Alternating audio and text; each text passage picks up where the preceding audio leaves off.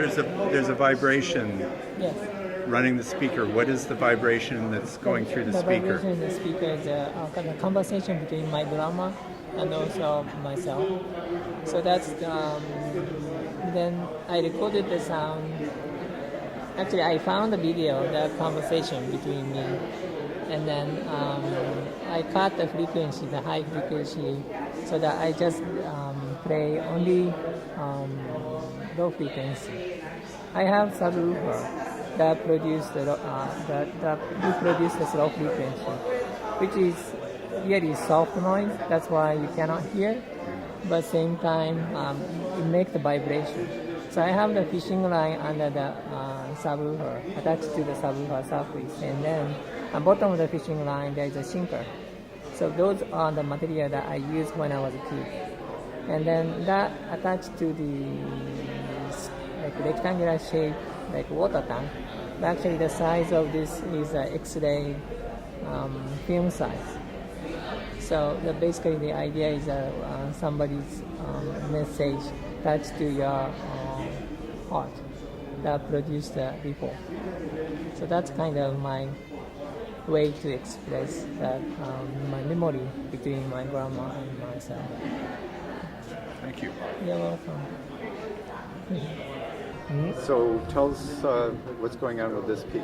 Okay, so this one is a piece that when my mother was hospitalized, and then but that time I was in New York and my mom is in Japan, and then so this is kind of showing my struggle, that the imagination of how she was hospitalized. Actually, maybe she wasn't not a difficult time, but so this is the idea is breathing. People breathe, but you cannot hear the sound. You cannot talk to the person, but you can see the breathing. That's my kind of idea came out from my experience. So this piece is like more talk about my personal memory to my mom. The other piece is more memory to my grandma. So let me know your name and the piece of work that you've submitted for the show. My name is Sunil Garg. The work that I have submitted are 3 pieces of what I call my sleep fragment series. So what about the work deals with light, and how have you used light in your work? Well, the idea to me is, it really more comes from the way I grew up. I grew up, and I believe it or not, I'm not that old, but I grew up with no manufactured light. So most of my early memories ingrained within me are memories of really living with natural light. So, because I've always wondered as to why I have this fascination working with light, and I think it's more to do with the fact that I now have an ability to control it. And the second thing is the light is very paradoxical as a medium, right? Because you can't see it, but you can't see without it. And so that's kind of what drives me towards, working with light. And it's become almost an obsession now.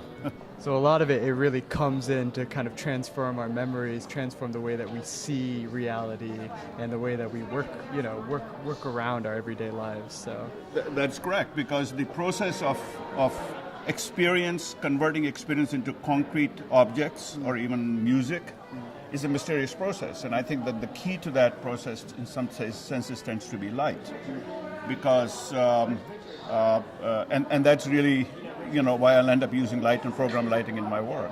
So how did you come to start using the chicken wire and the other materials besides light that you use?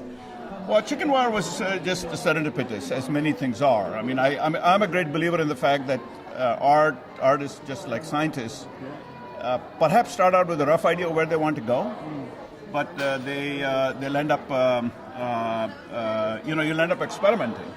Now, I was looking for some very lightweight material that was easily malleable, with the original idea being that I would actually cover this with some membrane or something. But when I first created a couple of pieces, I just liked the way they were. And then I started putting light on them, and I was just totally amazed at the amount of diffraction and color sense that they created. I mean, I had no clue.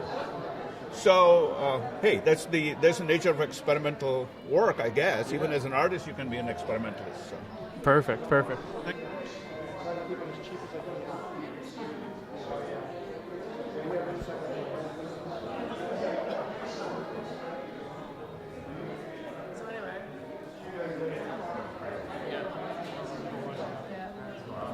Now, I'd like you to meet this artist who was just explaining to her piece.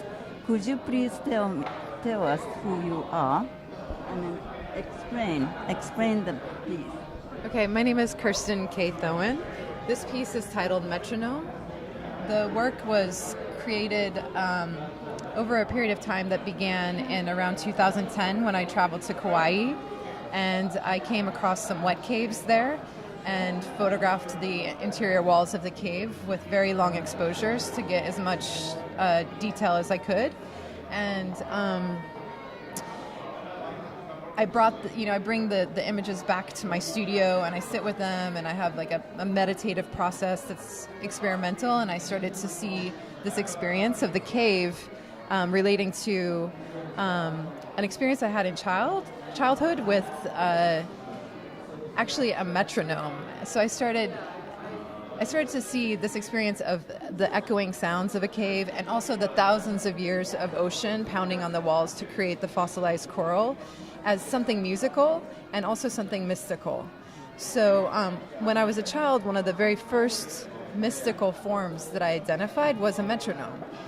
And so I just synthesized that memory with this experience and created this form.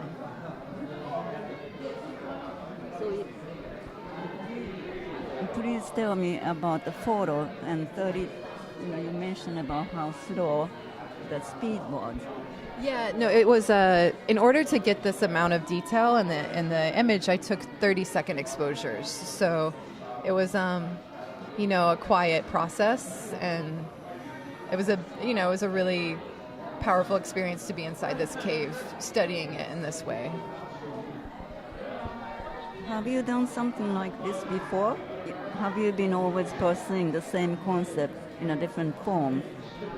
I approach every form independently and with new vision, but I had actually just gotten a grant from the Humble Arts Foundation to make this work. So Humble Arts Foundation helped me to produce this piece with a grant, and I had just recently, prior to this, graduated from the School of Visual Arts for the MFA program, so in photography. So I had just been beginning this process, but I continue to push it with every piece with new ideas and experiments. What interests me is not just the square box, the way you shape it. Yeah. It's a beautiful shape too. And in a way, when you mention it's a metronome, and I can sense that too, the music metronome. But this shape itself is very contemporary too, Right. aiming at way up. Is there some special symbolic meaning behind it? Actually, I'm very interested in sacred geometry, and that's a part of my process as well. And like this concept of the ancient civilizations and cultures always use sacred geometry in their architectural developments and their artwork, and it's inherent in all natural things. So it became a touchstone for this form and many others. And so the golden ratio is kind of part of the triangle form here, and loosely based off the golden ratio.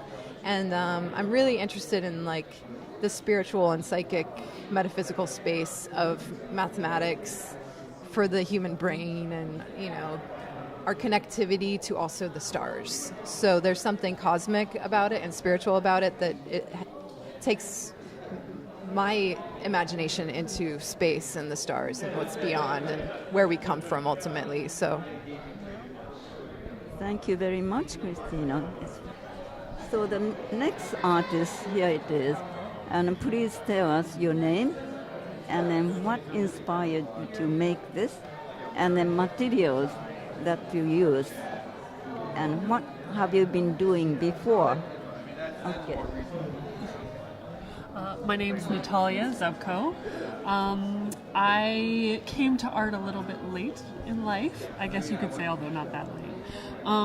The two pieces I have in the show are two smaller pieces. I often do large site responsive environments, but they're always inspired by these smaller pieces that I make with light. I use everyday materials. The two pieces in the show, one is made out of cut drinking straws, and the other is made out of dryer sheets. And I like the idea of transforming an everyday material into something else. I think a lot about macro and micro ideas. Are things in the universe? Are they under the water? Are they under a microscope? And all the things that I make are always quiet, very quiet. I like that idea of taking a breath and slowing down, either when you walk into a room that I have created or within a smaller piece. You know, this is originally that without light. Okay. Then now it's light. It's very nice. Yeah. So It's different. Sculpture now. Yeah. So so you originally were working with this as a sculpture without light, and then you incorporated light. Without light. So how do you feel light changes the work? It changes the light. It changes. It's different. It's concept. It's different, but I like it. Yeah. Yeah, it almost seems like a kind of like nodal points, like little thoughts firing off or something like that. Some people said it's hair or something, but without the light, it's not the light. It doesn't look like hair. What made you decide to use the kind of glitter and the reflective pieces? Oh yeah, that because this glitter is the original. I like this one. Yeah. First, I wanted to put the light inside of the brain. This is the brain. This is the brain, but I couldn't do it. Yeah. So this Okay. Yeah. Good.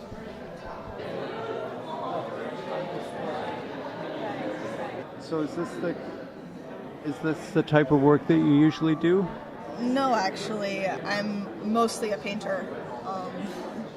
But my girlfriend, her best friend, curated the show, and he invited me to do something because I work with lighting professionally.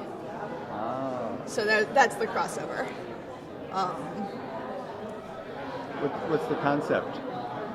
I was thinking about mirror because at my job, people will come and ask me to light a mirror, and like they'll have like a mirrored table, and they'll be like, "We want this to stand out more," and I'll have to explain that if you shine light on mirror, you don't actually see the mirror more, you just see all of this light reflected into the room.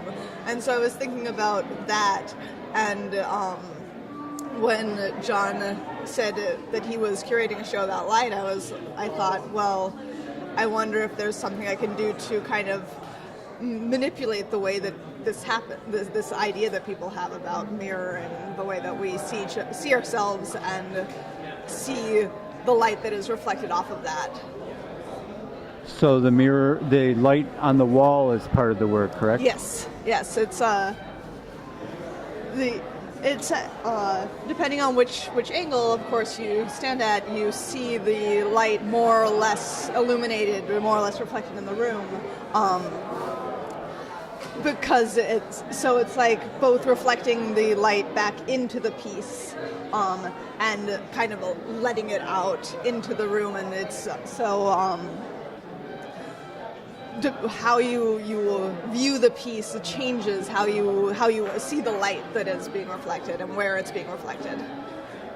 How does this relate to your painting or your practice? I am very interested in the human figure, the human body, and so that was the when I was thinking about using light and mirror, I thought, well, because we see ourselves in the mirror and light, this is how we kind of experience ourselves. This is the only way that you ever see an image of yourself, like it sort of, except maybe in a portrait. Like, so I was thinking about the way that that broken mirror would influence the way that you would see experience your own body and your own image.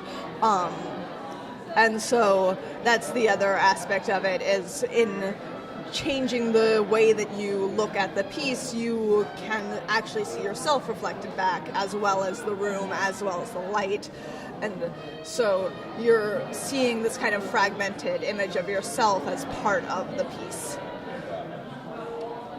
Anything else? I don't think so. Thank you. Thank you.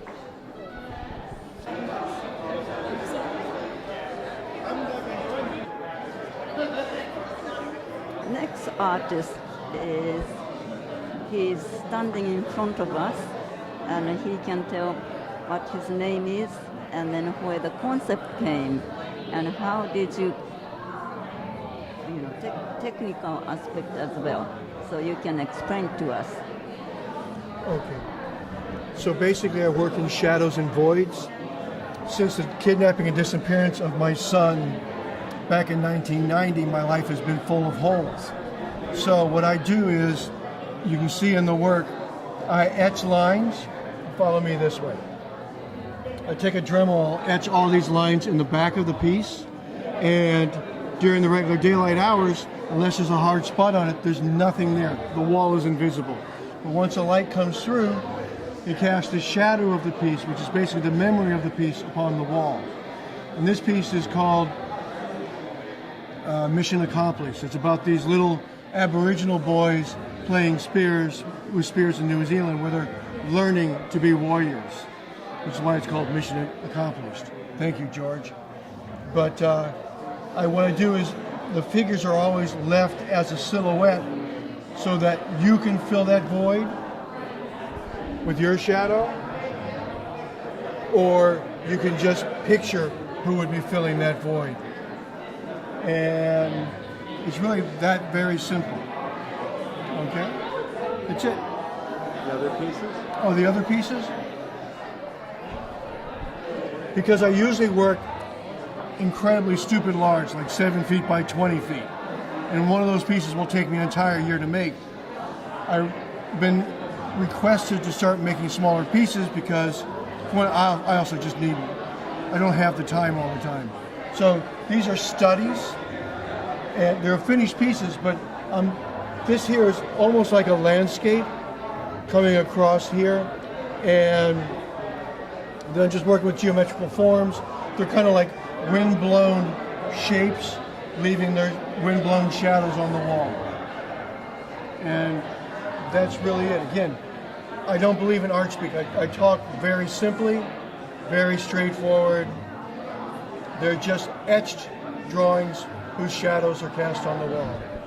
And this last piece here is just an architectural study. And it also does encompass my history, because I did grow up in Japan, which is where I learned to be an artist.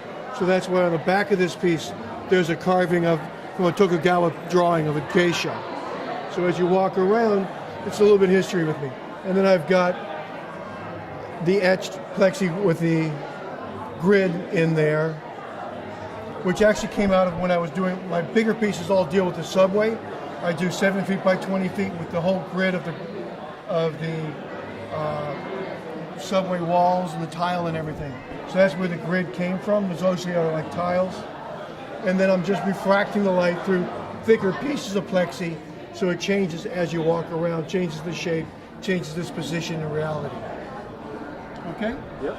Very simple, very clean. So thank you.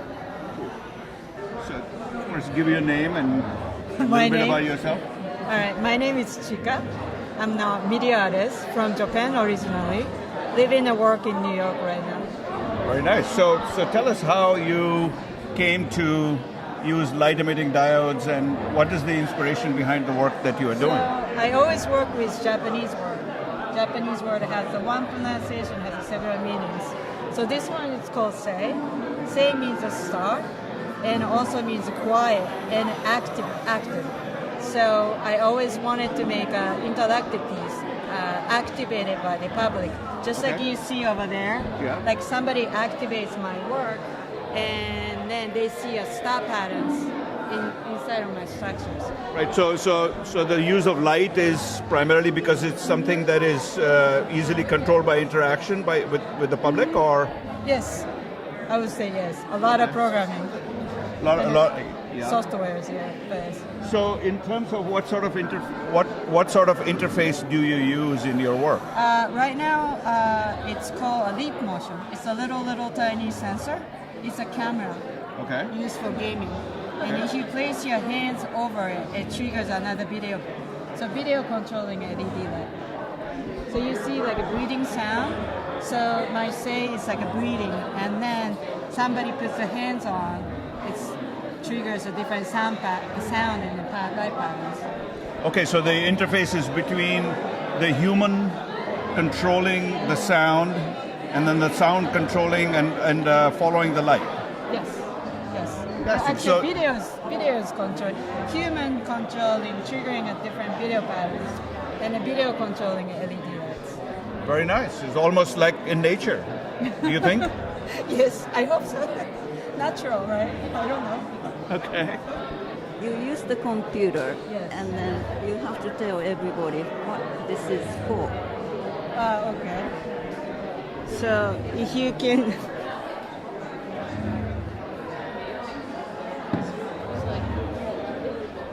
So here is two softwares running. One is processing, the other one called Map Mapper. Processing is controlling the leap motion, which is a sensor sensing signals to the this software Map Mapper, and then triggers the different video. See, it's the video changed now. If I put my hands off, going back to another videos. Very simple, but it's simple and logic, but it's very complicated. Like a technology goes like, you know.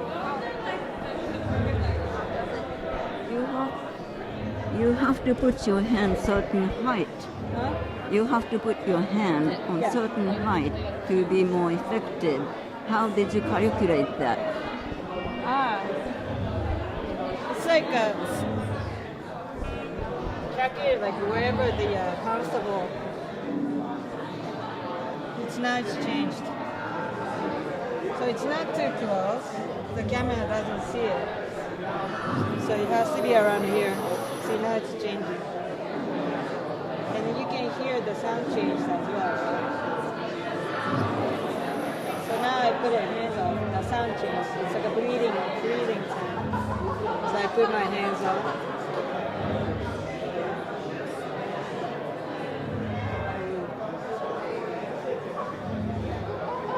See, it's tricky in the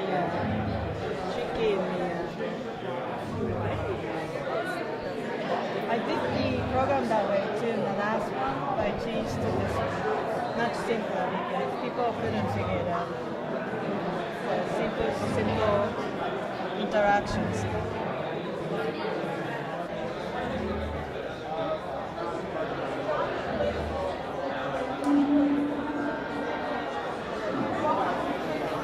Thank you very, very much.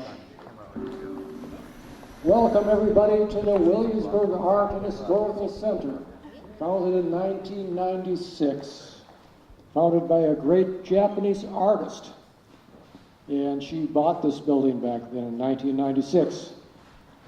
Yeah, but in 1986, she actually started moving into here, Williamsburg, Brooklyn, the most deadly drug-dealing wreckage of a community you could ever imagine. You walk out the door, dead bodies on the street from, gang warfare. But Yuko, she was oblivious to that, didn't know anything about it. She was looking for studio space because she's a great artist. And, she read the New York Times, it was a very cheap building in Williamsburg, Brooklyn. Nobody wants to live there. Wow. So she went down and, not being aware of how dangerous the community was, she put down her money and she now had a very nice little building. And I used to come here to visit her once in a while, and there were kids playing stickball, and they kind of glared at me, and felt I was going to be murdered, but I did visit her anyway. And but she worked with the local community and everything, and she rented out some of her property there to artists. And there were a lot of big buildings that were empty too, old factory buildings. Some burnt out, some not, and the artists would come from the Lower East Side to live free, have parties, and do all of that stuff. And then around, things began to improve a little bit. More artists moved in. By 1996, maybe there were 3,000 artists or so.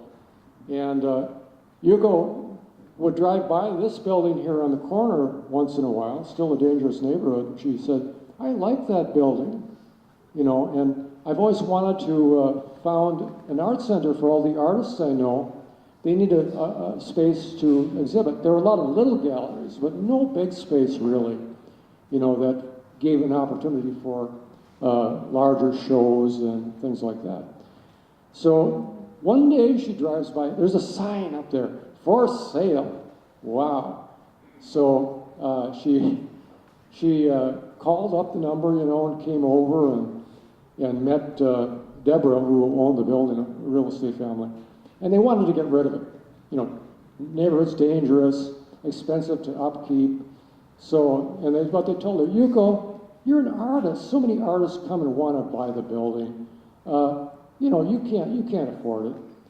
And to their surprise, she made an offer, and they accepted. And after Yuko acquired the building, she had $50 left in her bank account, and a big mortgage too. But because she struggled very hard, worked very hard, she had a little rental property, she was able to eventually pay off that mortgage. And so, as a result, the artists of the community, the performers, had a great space.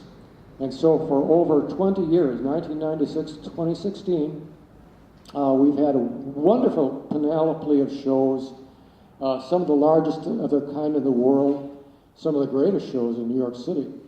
And she began to get recognition. And as for all the recognition, there are so many awards she's won. I had to write a little note for myself. There are a list of 10 awards here, going back to 1997. And if I can see what they are, which is very dark here. Well, at the beginning, Governor George Pataki sent a letter in 1997 congratulating her on opening the Art Center.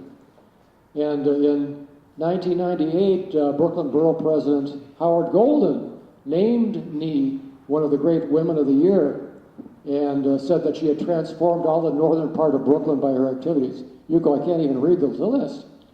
Governor George Pataki named her a Woman of the Year also. And again, Borough President Marty Markowitz named Yuko a Woman of the Year. Goes on and on. New York City Councilman named her an outstanding citizen. And on and on. And New York State Governor David Patterson said she had done great things for America, not just New York City or Brooklyn or anything else, but she has done great things for the United States of America by her activities. That's outstanding. So, President Obama, what are you going to talk about her? When are you going to talk about her? Or Donald Trump, who knows? But more recently, Pratt Institute, her alma mater, Pratt Institute is one of the greatest art schools in the world, said that she gave her a community service or commitment award, and that's about one of the most outstanding art awards you can get from any art institution in the world. So I can't really list them all because there's so many, and I expect she will get more. But I'm going to introduce now Yuko Ni. Here she is, Yuko.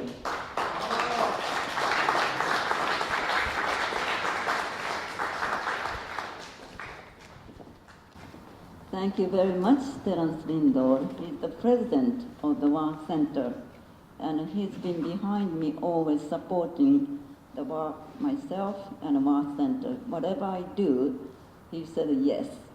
Okay, and also, thanks to so many kind volunteers, and interns who have supported us, and those who are from the beginning over 18 years. They are still with us as volunteers. That is unthinkable. And then due to the fact that this building costs fortune, for me it is fortune, so money is very tight. And then we used to receive very good funding from the city, but city became very poor financially, so we are no longer asking any aid, financial aid. So thanks to the wonderful volunteers, we survived, and we have survived nearly 20 years in October, yes. So we do need constant supporters and art lovers, and the mission statement of the War Center is you and me, young and old, men and women, local, national, international, of all artists with different disciplines will come to the War Center to share the language of art, or universal language of art, and then to become to understand each other, to love each other, to respect each other.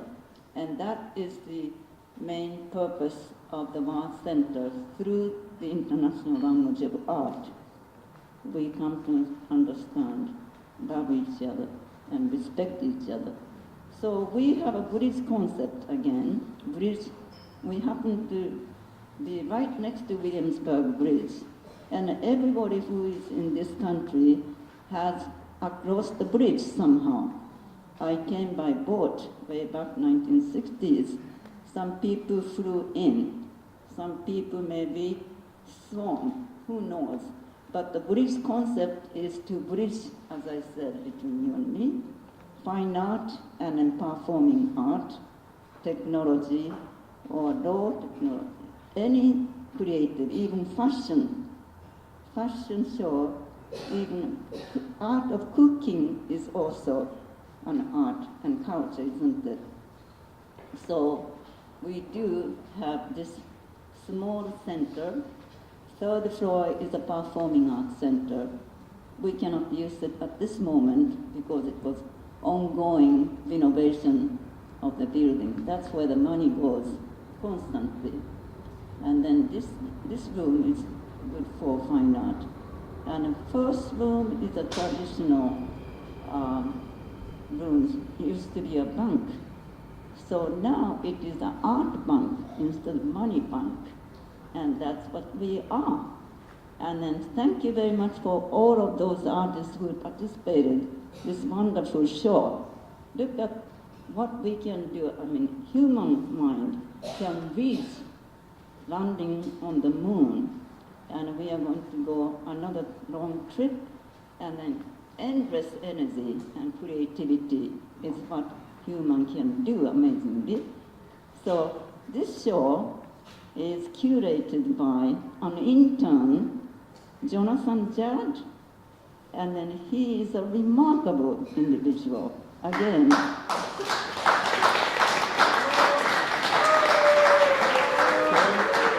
Jonathan has been an intern since September, right?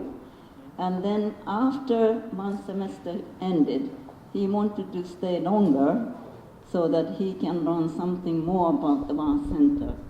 And he is going to graduate from Brooklyn College with master's degrees. And then he wants to use this thesis, this one as a thesis, master's degree thesis. I'm sure he will be graduating with all A students, don't you think? Yes. Yes. So I congratulate. Thank you. And this work has, this curated show has really been a work of passion, bringing all these artists together and trying to fit all the pieces into a kind of jigsaw puzzle that works and that orchestrates in a way that comes off beautifully, and I think it really has. So thank you. So,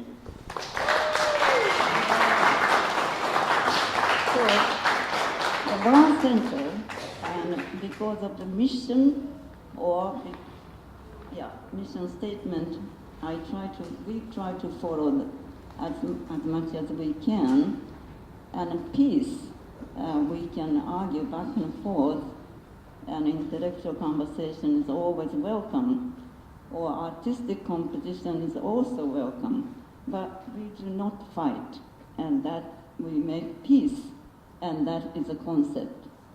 So if you like to bring your friends, what this is all about, we are here to welcome you. Anybody is welcome. And if you have a wonderful ideas to propose curating job, and come and talk to me. And that's the only way we can expand beyond what I know, beyond what we have experienced. And okay, Jonathan, thank you very much. And artists, thank you so much.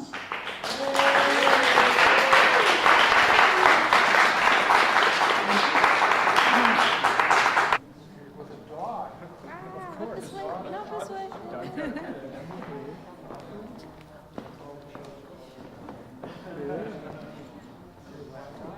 There you go.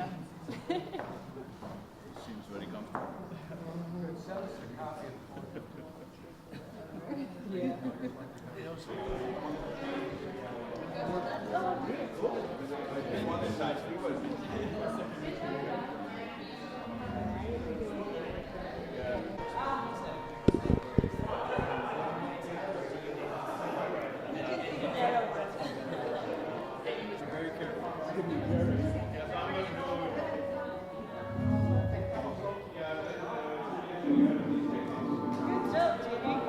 You want to get the fun light?